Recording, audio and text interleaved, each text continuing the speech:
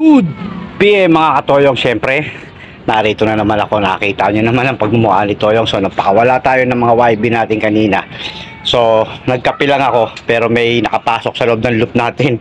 Hindi natin alam kanina ito. Tara, bigyan natin mga katoyong. So dito siya pumasok sa loop ng mga babae. Ayan o, YB. So kunin natin siya. Tara. Yan, ito nakuha na natin.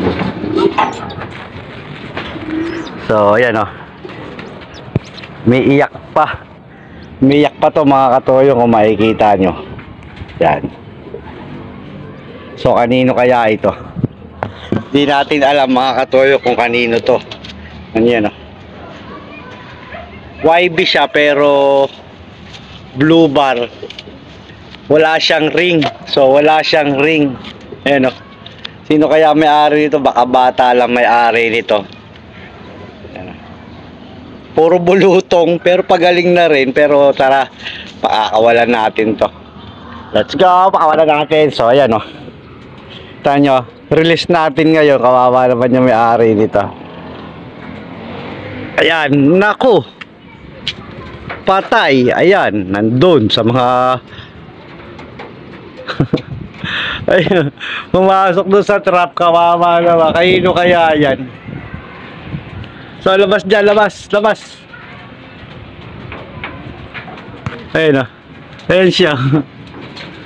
Ayun yung ating labas dyan, labas. Palalabasin natin. Hey! Ayan, pumasok sa traffic. Oh. Ayaw nang umalis mga katoyong. Ngayon o, ayaw na umalis. Ayun o, YB siya o. Ayun mga katoyong o, ayaw umalis. Yung mga nagpapako, ano yung mga YB natin. Yun o.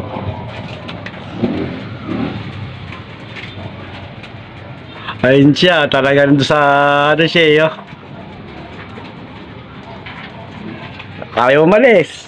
So mga katoyong, kunin nyo na lang. Kunin nyo na lang kapag may nakakakilala. Pero bukas, i-release din natin to. Pakakawala, sabay natin ang pakawala para makabalik sa may-ari. Siguro hapon na kaya hindi umalis. Pero sama na natin siya sa pagpapakain. Galing natin siya ng mga supplement para makarecover. Siguro naligaw lang to kasi rumonda yung mga YB natin, nasama lang. So kawawa naman, pero re-release pa rin natin yung may-ari dyan. Kung sino man may-ari nito, abangan mo bukas, release natin. Thank you very much. Salamat, panonood Toyong TV.